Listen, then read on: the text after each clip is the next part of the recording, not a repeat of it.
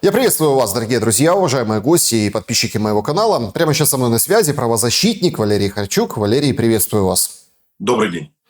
Вы знаете, конечно, ожидания и реальность, да, вот так можно охарактеризовать последние дни. Вся страна, да что там, весь мир, они смотрели, а что же там в Стамбуле, неужели война заканчивается?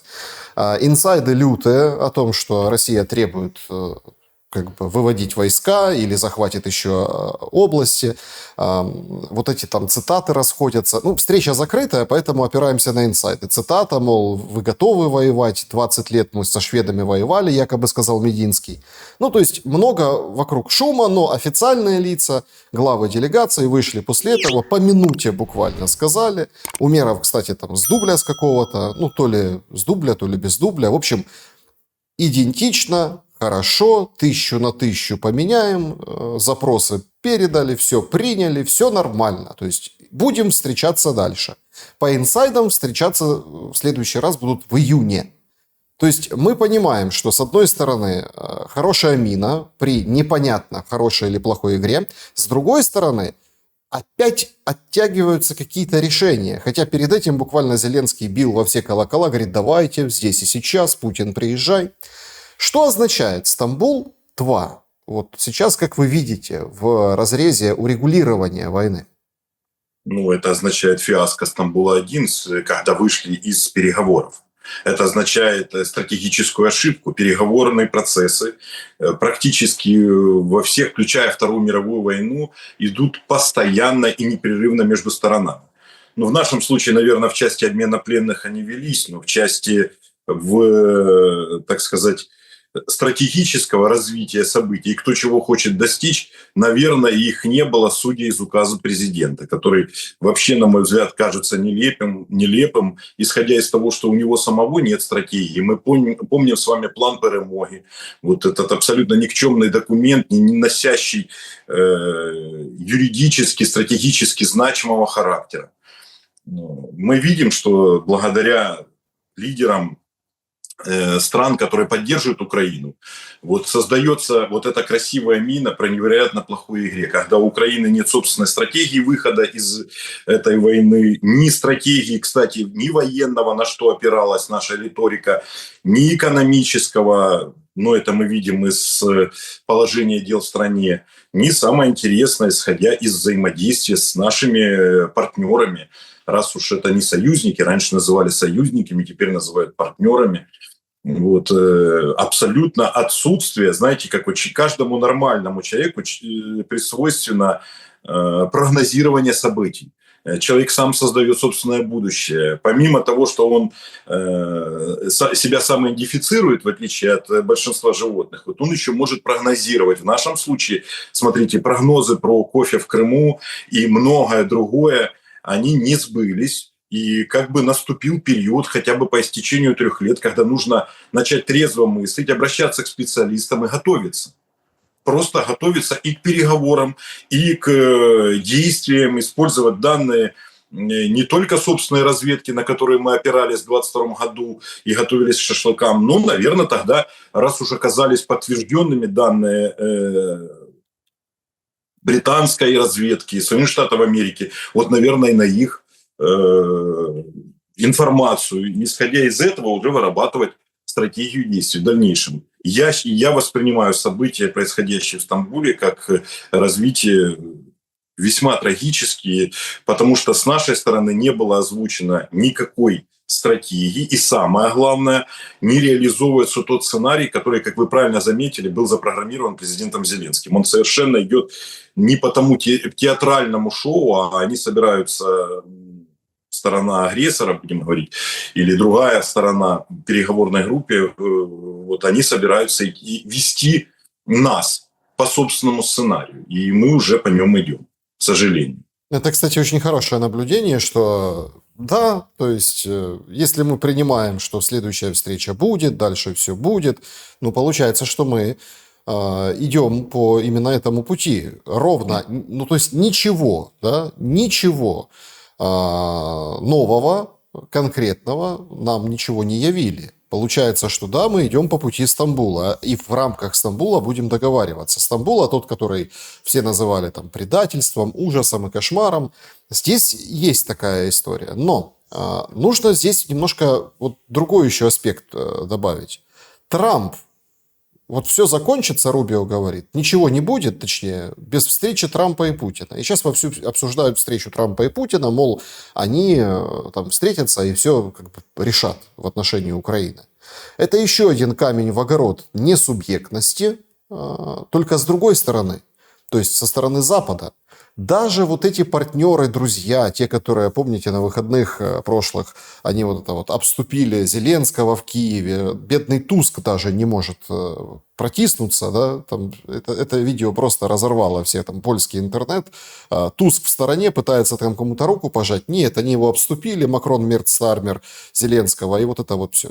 В Тиране произошла та же история. В Тиране ряд встреч с разными государствами у Зеленского, там Черногория и так далее, Молдова. Но вот на полях вот этого форума они вот так сели, обступили бедного Зеленского и давай опять звонить Трампу. То есть, ну, судьба Украины, она, получается, окончательно и бесповоротно передана. И Европой тоже, да, в руки Трампа, и все будет зависеть от встречи Трампа и Путина. Так выходит? Ну, исходя из этого информационного посыла, складывается именно такое впечатление. Но, естественно, можно всегда все изменить, на мой взгляд. Вы знаете, нельзя изменить, когда уже ты находишься вот, в 2 метрах под землей. А на сегодняшний день мое мнение, у меня складывается такое впечатление. Значит, наша делегация во главе с президентом, условно, несмотря на то, что он непосредственно не принимает участие в переговорах, но он старается находиться вблизи, чтобы оперативно влиять на свою переговорную группу, что свидетельствует о том, что он ей не доверяет. Наша делегация хочет отдаться в какой-то степени, так внешне на сегодняшний день выглядит, раз от них не звучат какие-то конкретные предложения, заявления, требования и механизмы реализации, в руки судьбе. То есть вот агрессор, например, назначает даты, назначает время, они говорят, хорошо, мы согласны. Теперь уповают на лидера страны, с которой на сегодняшний день заключено так называемое стратегическое соглашение, как его называют окопаланих, а на самом деле о создании фонда відновлення Украины. Вот уповают на то, чтобы он проникся и снова занялся украинским вопросом и, так сказать, принял в этом активное участие. Хотя мы видим, что политика Трампа ориентирована на, прежде всего, реализацию и решение внутренних проблем на этом фоне. То есть он, скорее всего, в ходе этих переговоров будет решать вопросы. В вопросах по Украине нужно быть готовым к тому, что он может обсуждать вопросы Тайваня, Китая и многого другого. То есть совершенно будет освещаться и подниматься не те вопросы, которые волнуют нас с вами. И на этом фоне мы почему оказались в этом положении? Уничтожив собственную промышленность в абсолютно бездумной мобилизации, уничтожив внутренний потенциал, окружив себя блогерами и артистами, вместо того, чтобы окружить себя людьми, которые способны поддержать экономику в это тяжелое время, мы действительно теперь превратились в несубъектного, так сказать, игрока, который играют. И в Европе, почему европейские лидеры не могут на сегодняшний день всецело отдаваться Украине? Ну, потому что на фоне коррупционных скандалов, той трагедии, которая развивается на территории нашей страны, рейтинг людей, которые поддерживают Владимира Александровича Зеленского, снижается. И фактически сейчас он, получается, стал тот, кто поддерживает Зеленского, тот зачастую проигрывает на выборах. И в результате страдает наша страна. Почему они не могут убедить этого человека в том, чтобы провести какой-то ребрейдинг и сменить лицо? Я затрудняюсь сказать, ведь в этом заинтересована Европа, в победе Украины заинтересована Европа, в том, чтобы она выстояла, в том, чтобы она сохранила максимальное количество своих территорий. Безусловно, заинтересована, и они это понимают. Вы знаете, как украинцы говорят, а вот неужели они не понимают? Так никто же не против Украины, все Украине хотят помочь, но есть дискредитирующий фактор в лице первого лица, который устроил вакханалию внутри страны. И поддержка этого лица влечет за собой снижение рейтинга и очень короткую политическую жизнь. А в некоторых случаях, вот как мы наблюдаем, там и вообще уход из политики. И я думаю, с этим связано то, что вот у Трампа сейчас на сегодняшний день среди европейских лидеров самый длительный и большой кредит доверия на данный момент внутри страны. Вот на него и перекладывается ноша и европейцами, и украинской стороной в части принятия решений. И это на фоне того, что этот человек, он ведь не скрывает, что он занят внутренней политикой. Он занят своими абсолютно коротко, скажем так, недолгоиграющими какими-то перспективами разрешения ряда экономических проблем в Соединенных Штатах Америки. И Украина будет в этой части использована, что может мы можем столкнуться с вторичной колоссальной проблемой, зрадой, как будет угодно сказать. То есть мы ничего хорошего вот от такой позиции не получим. Нам нужно полностью менять и группу, и составы делегации, и лидеров, на мой взгляд. И это дает нам, открывает перед нами возможности. И даже в части ведения переговоров. Обратите внимание, что сторона агрессора, там, Российская Федерация и ее лидер, они все постоянно упрекают там, Украину, хватаются за какие-то слова, словосочетания, указы. Ребрейдинг дал бы возможность уклониться от этих упреков, начать переговоры и диалог с нового лица. Тут есть ошибка важная. Я считаю важная. Знаете в чем? В том, что вы называете ребрендинг. Ну, на самом деле дело не в ребрендинге. То есть там Макдональдс от того, что его «Вкусная точка» назовут, он не перестанет быть рестораном быстрого питания. Да? То есть, и так далее. И много таких причин. Тут нужен полностью, во-первых, другие люди должны принести новую политику. Вы сказали очень важную вещь, и я хочу на этом остановиться, потому что, сфокусироваться. Вы говорите, вакханалия внутри страны. Есть такое мнение, что вот эти западные партнеры, вот эти там друзья по салфеткам и ложечкам в поезде, наши, так сказать, желающие, коалиция желающих, что... А им все равно, что там внутри Украины происходит. Вообще, такое какое-то чувство обреченности, что ли. То есть, вроде как, смотрите, красивая картинка, лидеры таких стран, там, которых принято считать там, цивилизованной Европой, там, где верховенство права, где там законы, где вот это все ценности. Они вот прогуливаются по Крещатику после встречи, обнимаются, вот так нас поддерживают. А по сути в стране же, строится концлагерь. То есть сегодня приходит новость о том, что все абитуриенты, это 17-летние в основном, как правило, да, мальчики, которые должны поступать вот этим летом, вот сейчас абитура, сейчас они сдают экзамены и поступают в вузы. Они все должны уже приходить в вузы с военным билетом. Хотя, как все помнят, и там, кто сталкивался, там приписного обычно достаточно. Вроде как приписное, там, ты там здесь, прописка, туда-сюда. То есть, тем более, что ты приписываешься, у тебя разные города могут быть. Не было раньше проблем. Сейчас вот такая история. То есть всех на учет, всех, и то, что на улице происходит бусификация, вы понимаете. То есть и это только часть маленькая вот этих нарушений прав человека, которую, получается, Запад не видит. Почему? Они этого не видят, потому что, смотрите, они не видят истечения срока президента, они не видят тотального нарушения прав и свобод граждан. Самое главное, они же не видят еще, что мы становимся мы являемся лидирующей страной по количеству проигранных дел в ЕСПЧ. То есть Украина проигрывает дела собственным гражданам. Это очевидный уже устоявшийся факт, свидетельствующий о том, что в нашей стране фактически действует. Он, собственно, знаете, люди стесняются называть режимом, а он и есть режим военного времени. И, наверное, в режимах военного времени в разные исторические периоды человечества, конечно же, уровень демократии, свободы слова и прав и свобод снижался.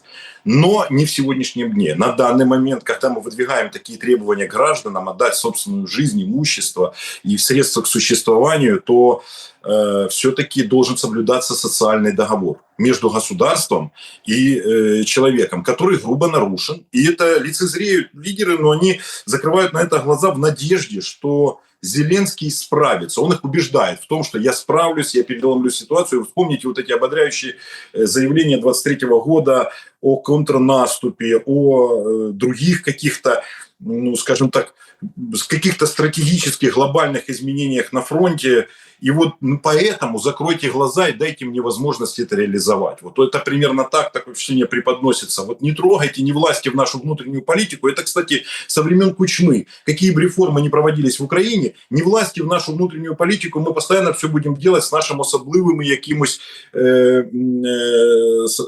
Они не видят это и в связи с тем, что надеются, что такого рода политика принесет положительный успех, и в этом их убеждает наше руководство. Конечно же, проведя анализ, на поверхности лежит развивающаяся трагедия в кратчайшие сроки. Мы наблюдаем, что на фронте осуществляются прорывы. Мы наблюдаем за самыми страшными процессами. Это вот все говорят об усификации, о колоссальных потерях. А ведь основные потери сейчас это так называемая демобилизация, да, когда люди увольняются со сбройных сил. Вот это основные потери, которые уходят, которые понуждают проводить вот эту бусификацию. И в результате они получают некачественные кадры, нестойкие к огню, и мы имеем прорывы. Но я бы не хотел влазить вот глубоко в военную риторику, потому что там не являюсь специалистом, но я считаю, что именно, да, вы правильно подметили, что вина за нарушение прав и свобод человека отчасти ложится на лидеров стран, которые являются нашими союзниками. Я считаю их союзниками. Говорят, что теперь они просто партнеры.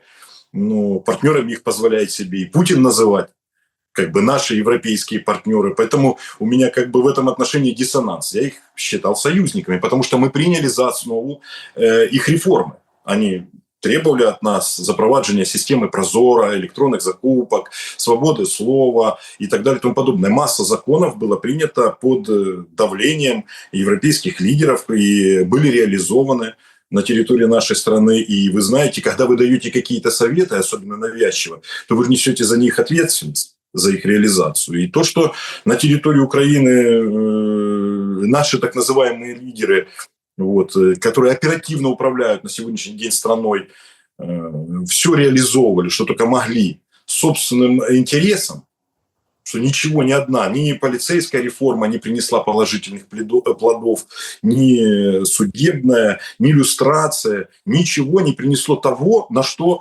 надеялись, я уверен, и наши европейские партнеры, и самое главное, граждане Украины. Они надеялись на заключение нового социального договора с государством, в рамках которого будет работать теория «ты мне, я тебе». А у нас, к сожалению, государство, знаете, как нас обслуживает?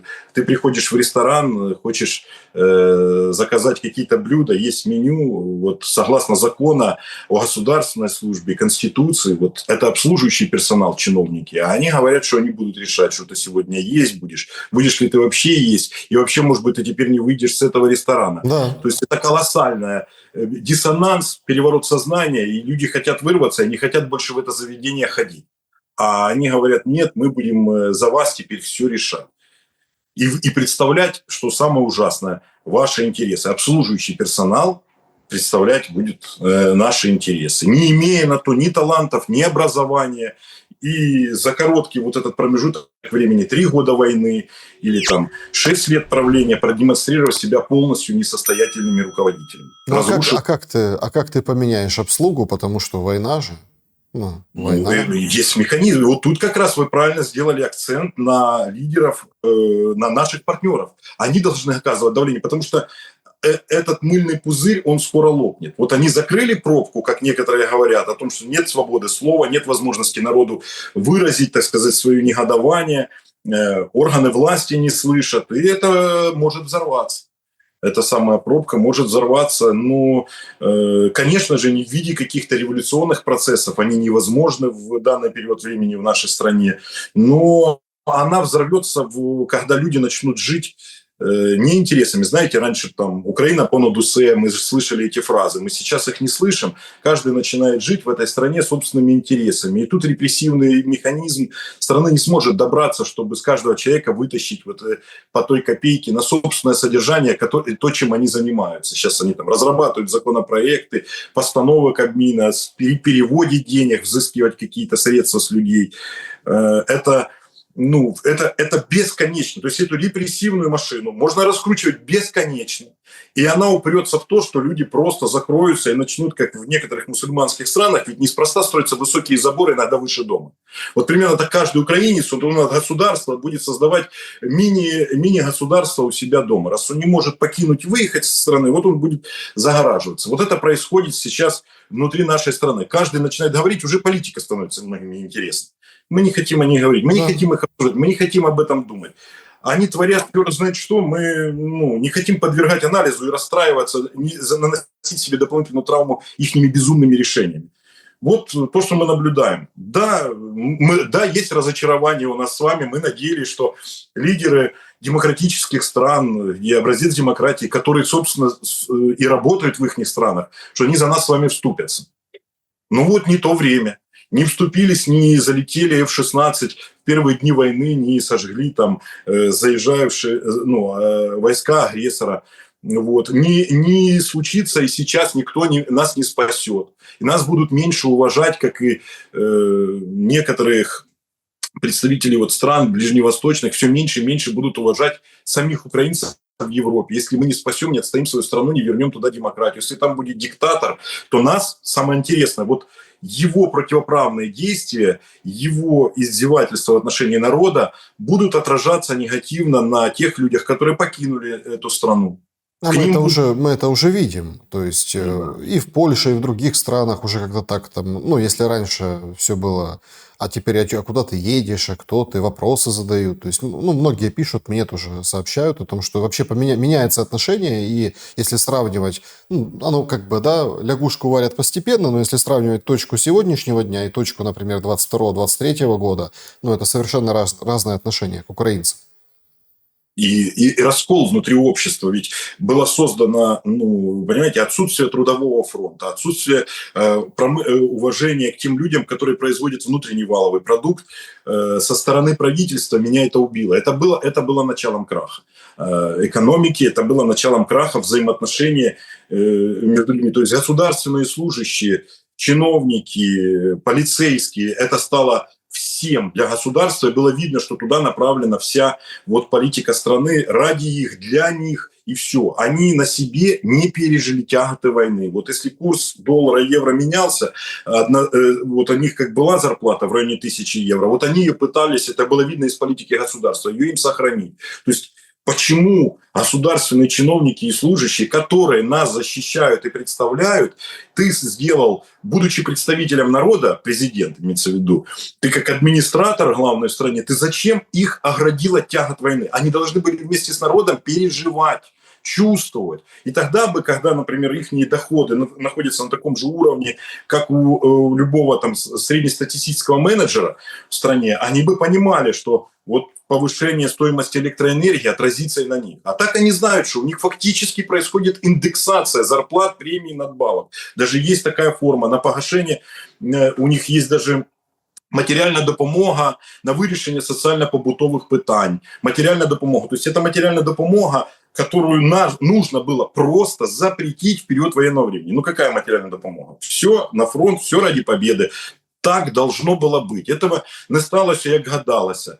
И поэтому сейчас рассуждать о том, что они что-то не смогли, нет. Эти законы, эти решения об ограничении заработных плат, о мобилизационные решения, это все должно было происходить в первые месяцы войны. Нужно понимать, когда люди жалеют Владимира Александровича Зеленского, что в администрации президента, в этом огромном здании, в офисе президента, как он сейчас называется, за каждым окном в среднем сидит по 4 человека, которые могли бы все это реализовать и должны были все это сделать. А у него просто он должен был выбирать направление, помочь людям, условно, тут коротко, помогите людям пережить наследки войны, решите такое питание, решите военное питание, на все есть люди. Поэтому, когда он говорит, некоторые пишут, зачем вы говорите вот об политике, зачем вы говорите о пострадавших от Росагрессии, о разрушенных городах, об этих людях, когда вот еще война не окончена и люди на фронте. Да есть тысячи чиновников, которые занимаются фронтом. И есть самое интересное, тысячи чиновников, которые должны заниматься решением социально-бытовых проблем граждан Украины. И зачем? Вы тогда увольте их.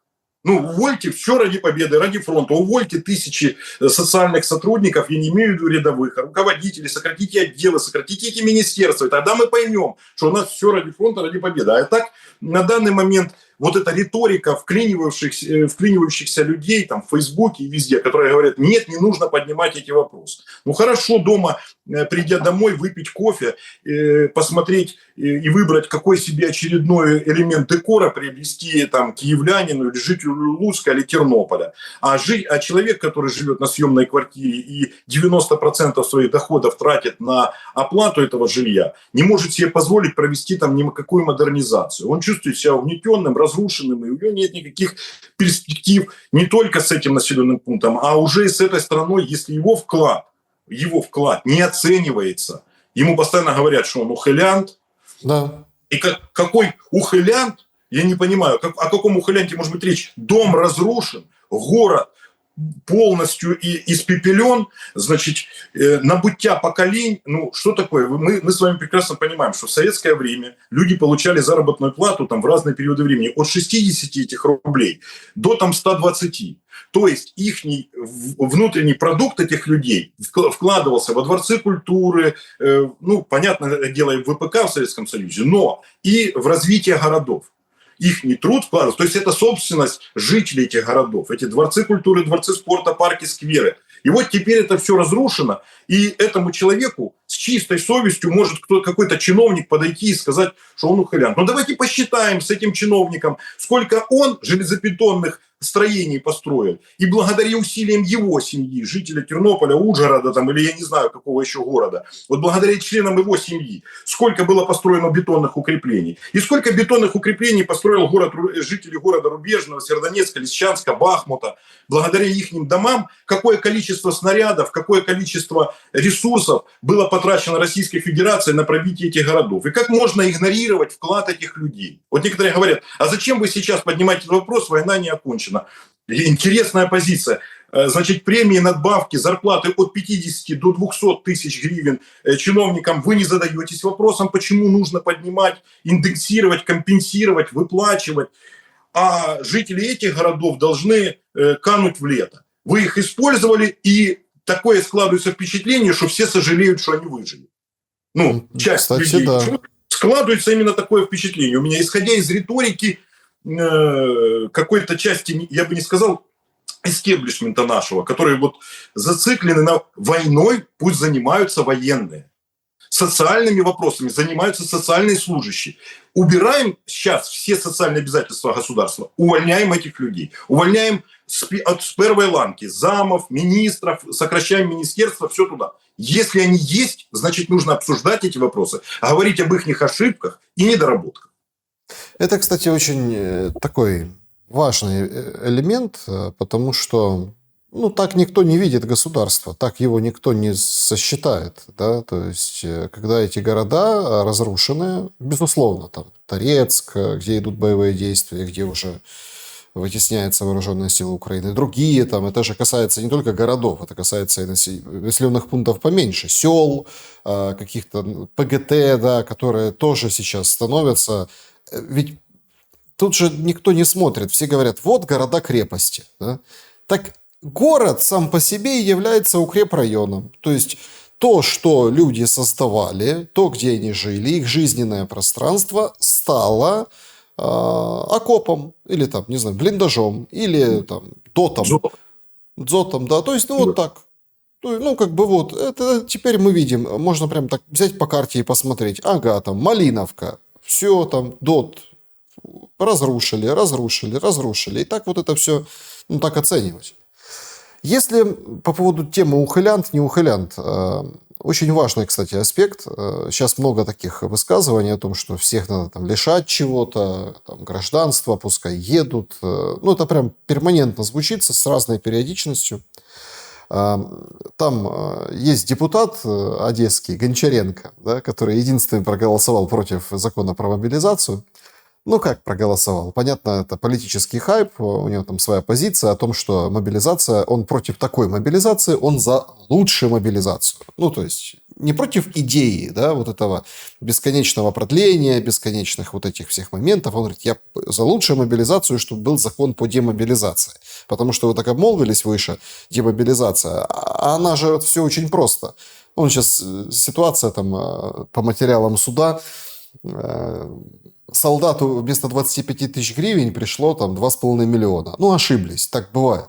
Он сорвал эти деньги, ушел в СЗЧ и быстренько там, ну, в общем, 900 тысяч потратил, остальное как-то там вернул, его там нашли, в общем, говорит, ой, бес попутал, говорит, думаю, счастье такое, да, и ушел в СЗЧ с этими деньгами, потому что он понял, какое счастье на него свалилось. Но это так, курьезный случай, хотя ничего курьезного нет на самом деле.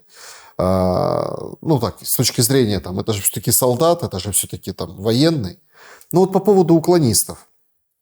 Гончаренко предлагает изменить форму, официально прям обращение, изменить форму ТЦКшников. Вообще я вот смотрю и наблюдаю, вот много таких вот этих моментов, все пытаются менять форму. Ну, то есть, ну хорошо, давайте их... содержание. Давайте нарядим их в черный цвет, ну, например, там, или в красный, или там в желтый, неважно. То есть не пиксель военный, а вот этот цвет. Ну, конечно, мол, они не должны таким образом порочить ВСУ. Ну так, мне так кажется, что это вообще смахивает на какую-то игру в кальмара, да? Сериалы «Новый сезон». Как относитесь к тому, чтобы поменять форму ТЦКшников? Меньше станет ухилянтов? Ну, на самом деле, я отношусь к этому положительно с весны 22 года. Я считаю, что в разных родах войск должна быть разная форма вообще просто. И ТЦК – это должна быть гражданская структура на уровне административных центров.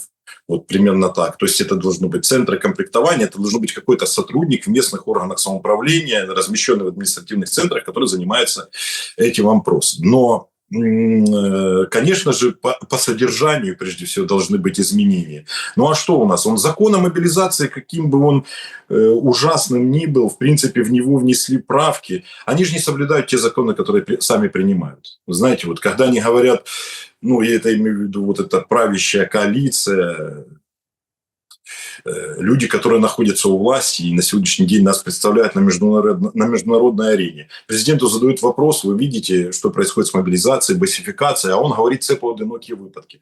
А какая должна быть реакция нормальная президента и журналистов, находящихся в этом зале? А вы отреагируйте на этот поодинокий выпадок. Привлеките к уголовной ответственности человека, совершившего уголовное преступление. Вы говорите, это поодинокий, вот за один поодинокий и привлеките.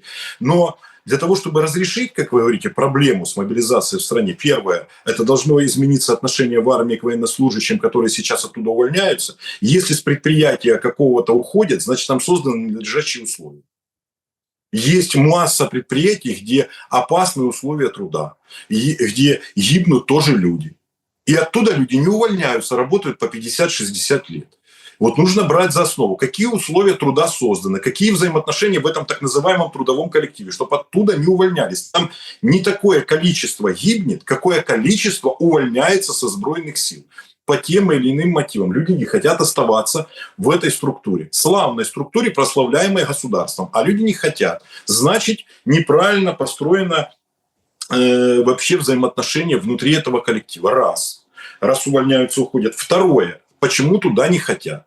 Ну, вот мы постоянно, знаете, сразу обсуждаем вот эти последствия. А как нужно было сделать? Ну, наверное, в первую очередь должны были служить вот в той критической ситуации, когда не было ни времени менять законы, и нужно было что-то сделать. Надо было не закрывать границы, а должны были пойти служить те, кто дал клятву служить народу Украины. Вот просто человек, который дал клятву, вот он должен был первый пойти. Вот это, выбирайте из всего спектра силовиков, кто должен был стать на защиту.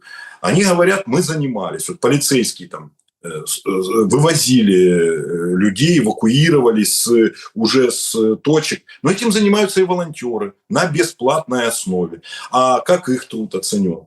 Понимаете, часто и волонтеров уже упрекают. Да хватит уже там сбора или еще что-то там вы занимаетесь. Вот иди служи. И к ним такого рода претензии позволяют себе выдвигать.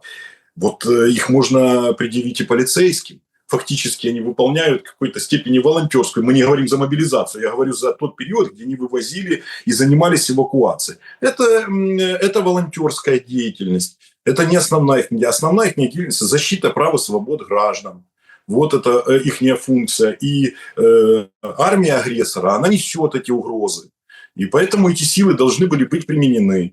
И когда наступил бы другой этап, у людей не было бы возможности упрекнуть государство. Почему вы нас берете, слесарей, плотников, дворников и предпринимателей? Зачем-то вы разрушаете реальный сектор экономики? Ну, кто такие силовики? Силовики – это те, кто уже висит на шее государства. Они уже находятся на шее государства. И от смены места службы наши расходы существенно не увеличиваются. А вот когда мы разрушаем реальный сектор экономики, с заводов, предприятий, учреждений забираем людей, мы лишаем себя налоговых сборов, мы лишаем себя тех средств производства внутреннего валового продукта, мы создаем панику внутри страны. Были запущены вот эти панические механизмы. А когда еще выяснилось, что в военкоматах за деньги можно было откупиться, так это еще один дискредитирующий фактор, изничтожающий. И реакция спустя 3 года мы видим массовые какие-то посадки и задержания военкомов, людей, получающих неправомерную выгоду, имеющих отношение к мобилизации, бронированию и так далее. Это колоссальное поздравление. Это через месяц поздно. Это через месяц в 2022 году было поздно делать. А сейчас это уже, я считаю, что даже если Владимир Александрович Зеленский подаст законопроект, в рамках которого будут платить военнослужащим по 1 миллиону в месяц, ситуация существенно не изменится. Вот в чем коллапс. То есть ему не верят ему. Он масса делал. А почему ему сейчас поверят военные, если он в период избирательной кампании говорил, что там свыше 1000 будут получать учителя и врачи? Ну, почему сейчас должны поверить? Когда он во всем, за что не берется, во всем заблуждается. Потому что он ко всему относится как аматор. Вы говорите на народного депутата с Одессы Гончаренко, что вот он ловит хайп. У нас президент занимается этим. А остальные ему подражают. И это ужас, когда министр обороны ему подражает, когда министр внутренних дел ему подражает. Люди, которые должны системно заниматься, работать и судить, привлекать злочинцев, захищать краину. А они все занимаются хайпом. Вот и все. И это ведет нас к краху, я считаю. Но я убежден, что он не состоится. Почему? Потому что наша страна, наш народ каким-то чудесным образом всегда, вот я уже несколько раз это наблюдаю в нашей истории, чудесным образом в исторический критический момент удавалось спасти страну. Вот чудесным образом. Но это сейчас... в какой исторический чудесный момент? У нас, смотрите, давайте посмотрим. А у нас вообще была страна?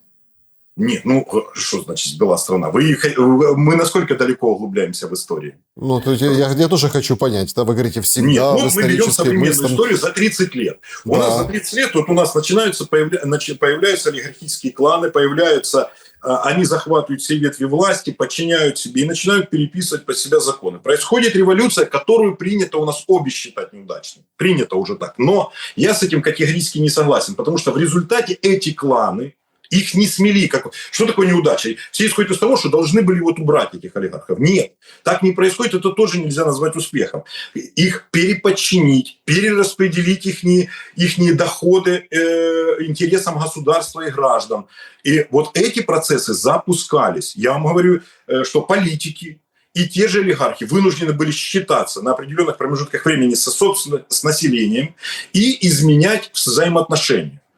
И эти процессы происходили. И вы знаете, вот такие вот эволюционные процессы, это намного лучше, чем революционные, когда изгнать всех олигархов, забрать себе, реприватизировать, забрать себе все их имущество. Такого рода процессы, они могут быть куда более разрушительны, чем постепенные. Нужно все-таки государство будет построено крепко и основательно, если оно пройдет все свои этапы развития. И вот мы проходим сейчас один из этапов – это война. Ну, проходим его неудачно. Подождите, Но... вы стойте. Я с вами не буду соглашаться в этом моменте только по одной простой причине. Не бывает революции. Вы так просто выставляете, что это была революция там, против одних олигархов, потом против других олигархов. Но к власти пришли олигархи, понимаете? Ну, это, простите, пожалуйста, это называется по-другому. И это называется переворот, да, это называется, ну, скажем так, перетрубация там внутри, это называется, вот эти пауки в банке поменялись местами. Если там, например, все плюс-минус было мирно и хорошо с цветочками Беркуту в 2004 году, то в 2014 уже нет. Да, и тут уже начал, и оттуда точка отсчета всех этих процессов люстрации, ну и так далее, и так далее, и так далее, там шельмование и все остальное. То есть вы говорите о каком-то процессе развития, война – это не развитие. Вот, понимаете, мы заблуждаемся, наверное, в главном. Нам ради личной выгоды людей войны, которые там где-то в гаражах дроны клепают, где-то как-то вот тендеры, которые вымучивают, да, вымучивают в плане мутки, от слова мутки, а не вымучивают в плане мучения, да. То есть на гуманитарке, на каких-то схемах, на каких-то провозах, на каких-то, ну, как бы распределении они зарабатывают деньги, а вы говорите, это развитие. Нет, для них, конечно, это развитие. Но страна в целом потеряла колоссально, неимоверно. Вот сейчас, например, там Песков комментирует вот эти все переговорные моменты. И вот там тоже очень интересно. То есть, да, договорились 1000 на 1000. В общем, мы относимся... Ну, в общем, Трамп с Путиным должны созвониться. Кремль об этом сообщит, когда созвонятся. Но там же в пунктах, если правда то, что турки слили, турецкая сторона, они же как говорят, никаких репараций. Никаких репараций. То есть, это все, ну, покроется за счет... В принципе, повоевали. Никаких, потому что никто не победил, никаких репараций. А нам рассказывают, что война – это наш путь, наше развитие. Война – это деградация. То есть мы вместо того, чтобы модернизировать предприятие, его сносят ракетой. Или, например, вместо того, чтобы город пошел на стадию развития, он становится зоной укреплений, его разбили. То есть, понимаете, здесь какой-то такой очень, очень живая история. А то, что в гуманитарной сфере происходит, там вообще там обнять и плакать, понимаете? Нет, в нашем случае я с вами соглашусь. Как вам сказать, развитие – это в геополитическом смысле развитие прежде всего нации. То есть мы начинали зацикливаться... Какой нации? Какой нации? Нации, которую можно уничтожить и ТикТоком, и Телеграм, нам Потураев рассказывал. Я начну вот с 2014 года. И не хотел бы комментировать противостояние с милицией, там, полицией, да, а к итогам. Вот говорят о том, что произошел переворот. Но переворот заключается в том, что берутся в заложники представители органов власти, осуществляется захват административных зданий центральных органов власти, и в результате там уже новое, вот как в Сирии произошло. И вот в результате новая какая-то коалиция, заполучившая эти здания и механизмы управления, начинает в лучшем случае провозглашать выборы по собственному сценарию и так далее. В нашем случае никакого захвата не произошло. Народные депутаты переизбрали главу парламента, президент сбежал на фоне там кровопролития. Ну, тяжело мне сказать, вот, жителю города Рубежного, чего именно он испугался и что ему угрожало в этот момент.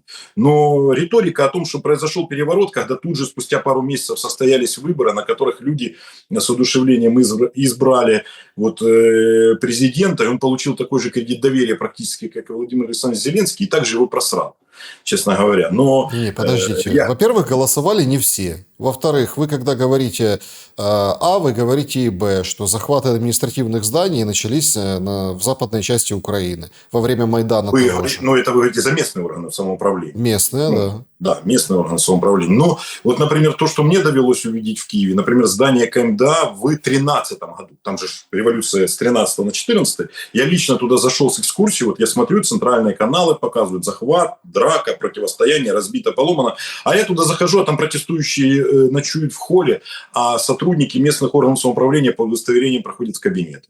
Вот то, что лично я увидел. То есть фактического здание даже продолжало работать. Что там произошло дальше? Там после этого протестующие оттуда вышли после какой-то стадии переговоров, покинули, потом опять захватили.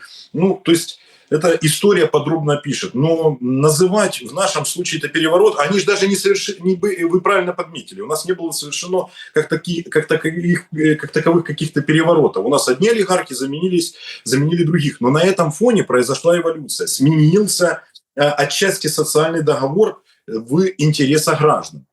И если бы он не сменился, то и тот режим, он бы продолжал бы угнетать.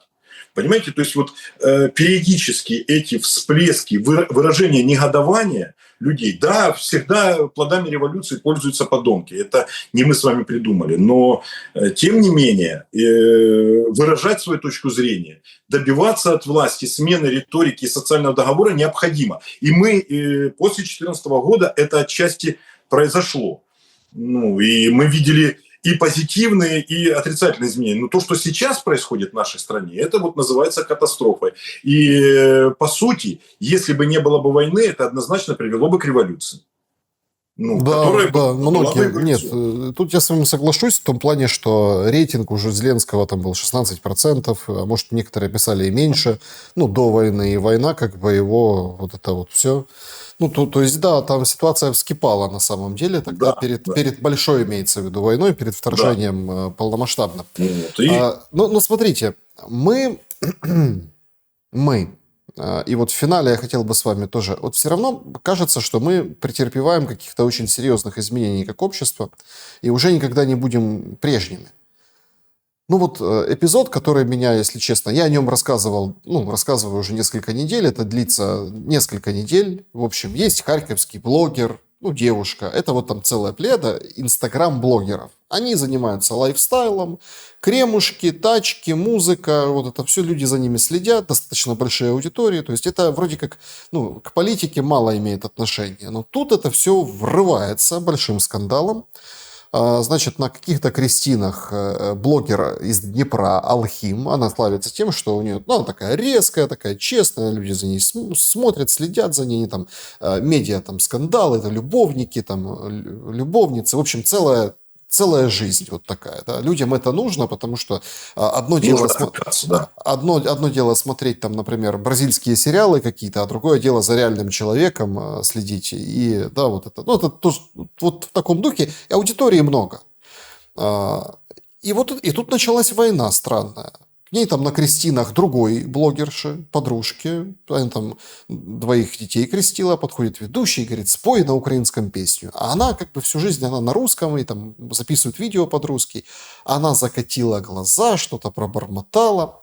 И тут приходит там тот, который там служил, воевал, участвовал в шоу «Холостяк», без ног, молодой человек, там Терен его кличка. Там холостяк холостяком, да, то есть девочек повыбирал, но вроде как никого не выбрал, не знаю, то есть я не слежу за холостяком, это вот такой был холостяк военного времени. И он пишет на нее заявление о том, что она там распаливая ворожнечу. И вот вчера там целый нардеп Пипа всем сообщила бодро и гордо, что смотрите, против блогера Алхим дело.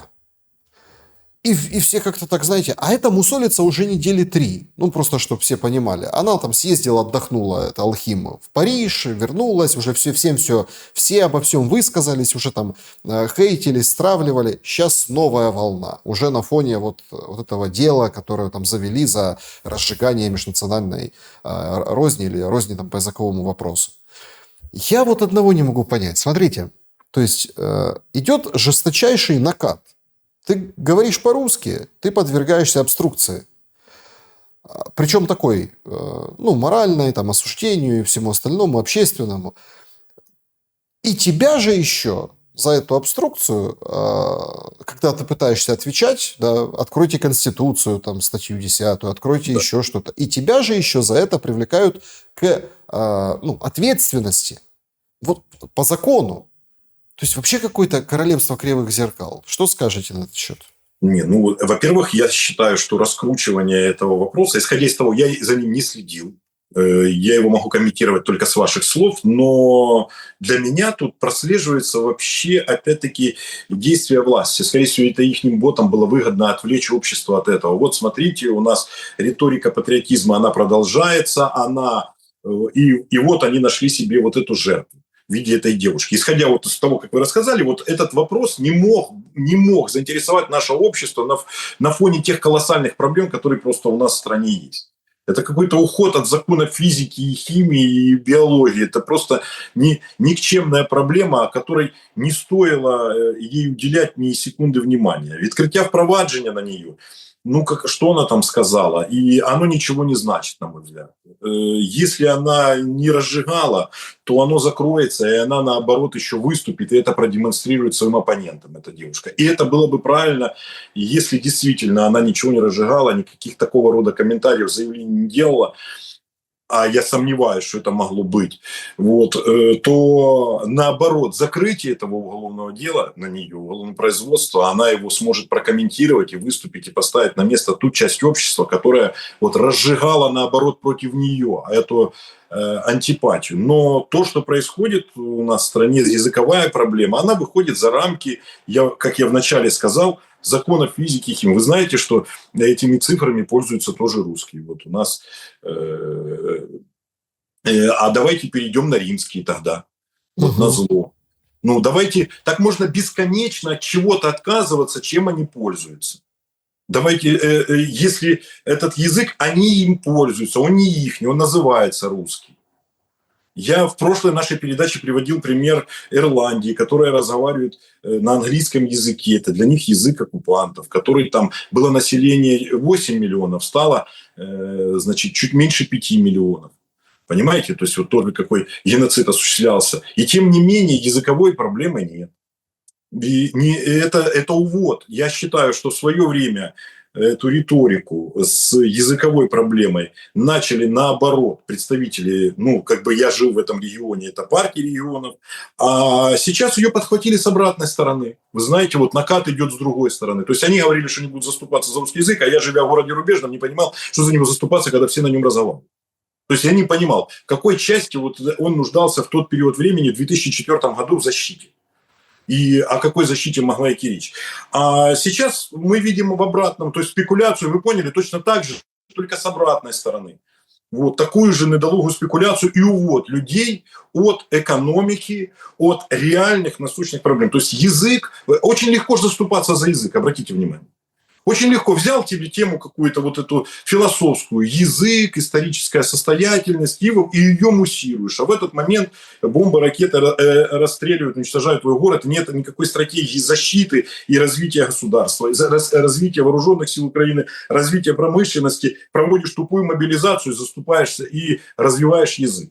Вот, ну, это, на мой взгляд, вот один из элементов как раз-таки деградации общества. И, кстати, в истории человечества есть примеры, когда люди ушли от этого, ну, страны, я имею в виду, вот этой исторической травмы какой-то, от этого муссирования, и занялись реальным сектором экономики, занялись развитием государства, и в результате чего поимели там вот, как Ирландия, 120 тысяч евро ВВП на душу населения. И мне кажется, нам нужно идти по этому пути однозначно. Нам нужно заниматься не языковыми проблемами, а что мы скажем людям, если они развивают на английском языке, на китайском. Нет, так проблемы, подождите, проблемы у румынских общин. Их в школах детей заставляют не там на румынском, а на украинском. А те говорят, слушайте, вы что? Они там приграничные села. То есть, и опять-таки, та же самая риторика, оставьте нас в покое.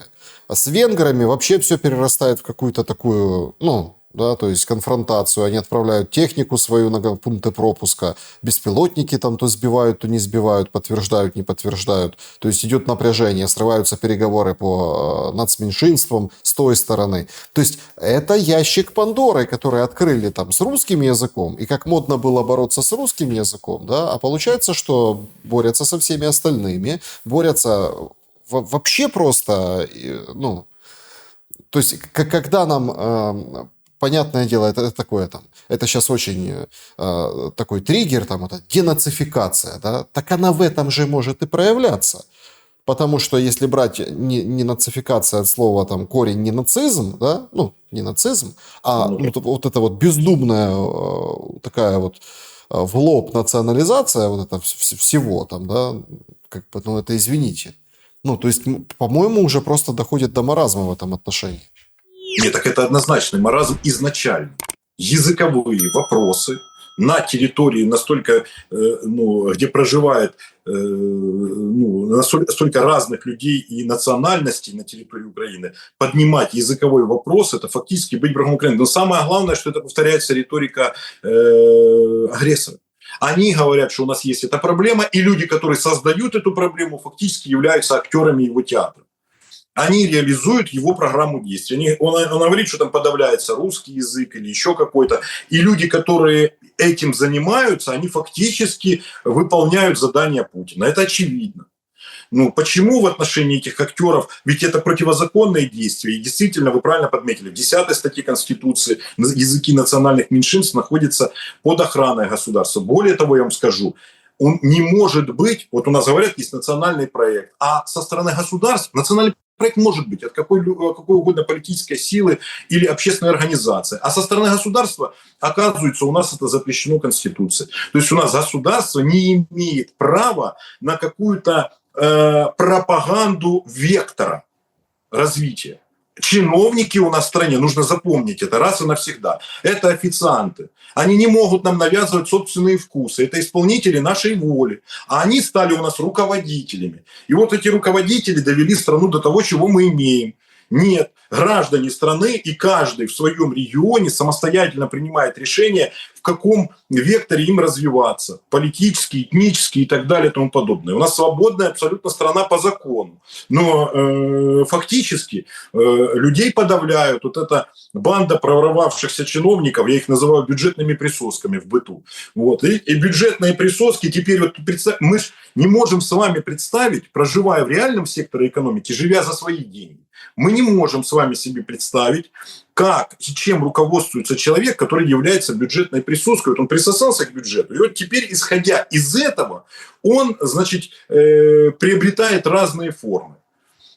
И завтра ему сказали бороться с русским языком, с болгарским, румынским, венгерским. Он будет бороться со всем, лишь бы продолжать. Он будет создавать министерство, будет создавать в этом отношении. Чиновнику дай волю. Об этом еще говорил Жак Фреско. Если чиновнику дать возможность, и самое главное, поставить под угрозу возможность его увольнения, он тут же начнет создавать свою нужность. А каким образом он создает, чиновник, свою нужность? Он начинает выдумывать законы, ограничения, для которых нужно, для этих законов ограничений нужны контролеры, омбудсмены и так далее. И вот он прописывает это в ряде законодательных проектов, актов, что вот там теперь нужно его согласование, как же вы меня сократите. И вот так вот раздувается этот аппарат, в результате который сжирает нашу страну.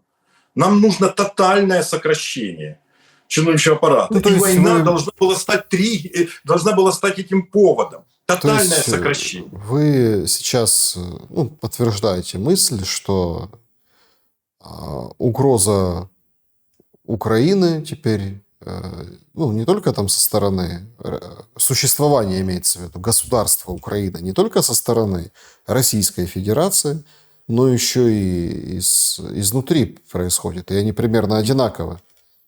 Изнутри она происходит именно из-за некомпетентных руководителей, которые на сегодняшний день истек их срок пребывания, и поэтому можно говорить о том, что они захватили эту власть и ее удерживают. И понимая, что рано или поздно и при радикальной смене правящего режима им придется нести ответственность, они будут преступным путем удерживать эту власть любыми средствами, вплоть до войны.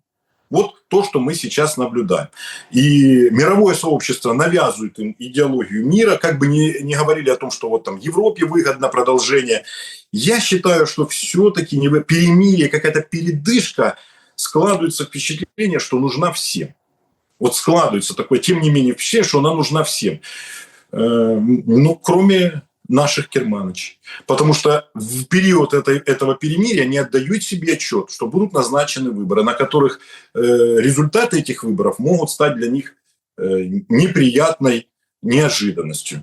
А механизмы правовые, которые будут запущены внутри страны, это я бы не назвал иллюстрацией. Тут намного жестче должны быть запущены, намного жестче совершенно другие, скажем так, используются юридические прецеденты в отношении тех людей, которые в период военного времени, вот скажите, Что делать с врачом, который на больного пишет, что он здоров? У человека, у которого нет одного глаза, он пишет, что у него 100% зрение на оба глаза, а потом этот человек спустя полгода подает в суд на то, что он, неся службу, потерял этот глаз, хотя его не было там с детства. И вот почему бы мы не видим этих инициатив со стороны наших законодательных органов и того же Гончаренко, чтобы он подал законопроект 10 лет за внесение заведомо ложных данных в период військового часу, в мирное время 3 года наказания, військового часу 10 лет, доктору, который указывает недостоверный диагноз.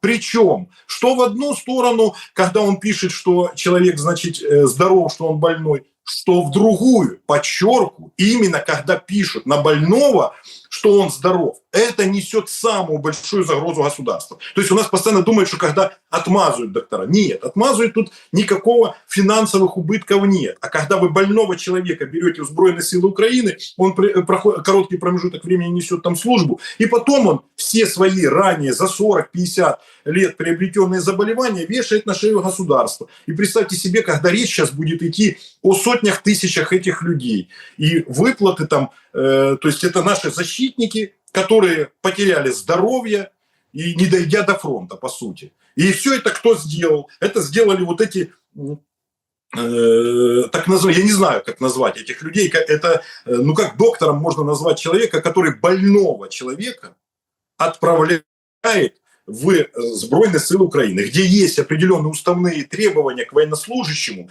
какие тяжести он должен поднимать, что он должен носить, какие задачи выполнять. И ты человека с явно выраженными заболеваниями ты туда отправляешь. Ну, наверное, не дать возможность нужно будет. Вот тут становится вопрос о том, что нужно будет закрыть границы, не дать возможность этим людям сбежать всем после выборов. Вот тут я, человек, который исповедующий принципы абсолютной демократии, нужно будет на некоторое время всех представителей правящего режима просто заблокировать им выезд до окончания всех судебных процессов, там на 2-3 года. Ну, вот как раз пусть восстанавливают и спасают страну, искупаются. Ну да, это, кстати, тоже интересный момент.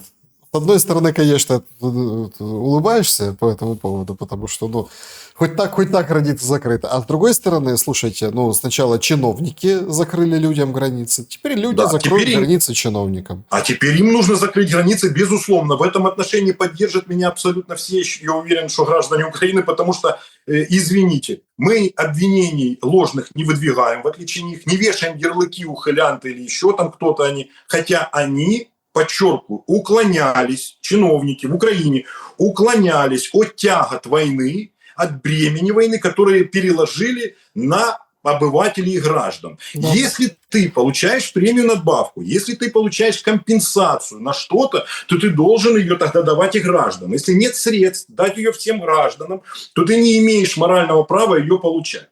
Все. Вот простые принципы, которые должен был исповедовать президент в первые дни войны, объяснить это чиновникам, закрепить это своим указом, а позже и ограничениями в законе.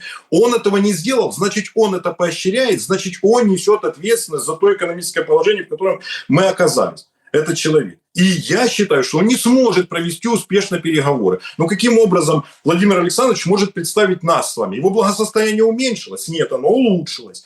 Значит, каким образом он может отображать нашу с вами боль, нашу боль утраты? Так, а кто? Смотрите, это вот очень важно, так, чтобы точку в разговоре поставить. Я Пескова вспоминал, он говорит, что мы будем очень внимательно выбирать того, кто подпишет. Ну, это вот прям его посыл был такой, потому что идет наработка по перемирию с одной и с другой стороны сейчас. То есть он подтвердил все, что говорили главы делегации вчера. Но говорит, мы будем очень скрупулезно смотреть, кто подпишет. Так а кто, если не Зеленский? Он же всем остальным запретил. Глава Верховного Совета. Я не знаю. То есть это люди, которые... Мы в начале нашей с вами беседы сказали, что они не могут проецировать будущего.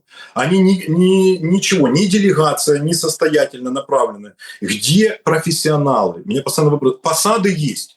Люди, которые занимают должности. Где профессионалы в переговорах? Даже нет ведения переговоров с террористом. Кто ведет? Ведет какой-нибудь агрессивный человек, там, патриот, который ненавидит террористов? Нет, посылают психолога вести переговоры, потому что хотят спасти жизни. Какую ты задачу, смотря себе, ставишь, такую ты и получишь. Если твоя задача... Ты возьми, давай у нас все очень красиво было. Вы же видели эти картинки. С той стороны Мединский с лекциями, там представители Минобороны, там еще эксперты, то есть все в костюмах по гражданке с нашей стороны, Умеров в полу-полу форме и все вот в полевой причем форме, вот как будто только с фронта. Там начальники, замначальников, представители военных. То есть у нас фактически, так вот если, и Кислица там еще, дипломат, и еще там кто-то. То есть фактически у нас такие военные приехали на переговоры. Ну, алло, прервалось. Звонок был. Ну, давайте вот подытожим следующим образом. Ну, наверное, в переговорной группе должны были быть представители пострадавшей стороны непосредственно в избройной агрессии. То есть люди, которые жители Луганской, Донецкой, Херсонской области, там есть тоже масса грамотных людей, которые могли бы во время ведения переговоров защищать и отображать права и свободы людей этих, поднимать вопросы, что на оккупированных территориях там отжимаются квартиры. Это все нужно проговаривать. А за кого вы хотите говорить на этих переговорах? Военные говорят за военных, это понятно. Говорят за политики какой-то определенной, там, говорят за линию разграничения, как она должна выглядеть. Географы, наверное, к этому должны быть привлечены. С учетом высот, с учетом рек, с учетом еще каких-то полезных ископаемых. Но кто-то должен говорить там о людях. Вот я не видел в составе делегации человека, который будет защищать права и свободы людей с оккупированной территории, людей-переселенцев. Вот они говорят о том, что не будет репараций. Отлично. Значит, вот просто задать вопрос российской стране. Вот дом, жили люди, выстрелили, повредили. Что мы теперь делаем с этими людьми? Мне интересно было бы их точка зрения. Вот доказательство того, что это прилетело там с вашей стороны, пострадали люди, военные. Военных там не было. Или там были военные, они скажут, вот вы, ваши военные мирными прикрылись. То есть это дискуссионный вопрос, который должен обсуждаться, и его нет. И это наша трагедия, потому что страна должна защищать прежде всего своих граждан. И если бы в переговорном этом процессе они приехали с тем, что у нас там 1,5 миллиона пострадавших от Росагентства, они же не признали людей сами. Украина не признала людей, пострадавшими от Росагрессии. Человек должен судиться за государством Украина и в суде, значит, доказывать, что он пострадал, вместо того, чтобы их признали по факту. Да. То есть абсурд, который происходит в нашей стране, он открывает широкое поле для в переговорном процессе для агрессора и сужает возможности нашей группы. Потому что такое впечатление, что наша группа может вести переговоры только в рамках какого-то собственного дальнейшего иммунитета. Ну, непонятно мне, какие вопросы, каким образом Умеров может представлять меня, когда ее семья в Соединенных Штатах Америки. Кто из этой группы может представить мои интересы и защищать их? Хорошо, жители другого какого-то региона Украины. Кто из них-то, кто говорит там о людях? Они говорят в лучшем случае о территории, не более того. Валерий Карачук был моим собеседником сегодня. Спасибо за время и мысли. Не за что. Друзья, берегите себя. Всем добра и света. Увидимся обязательно. Спасибо. До скорого.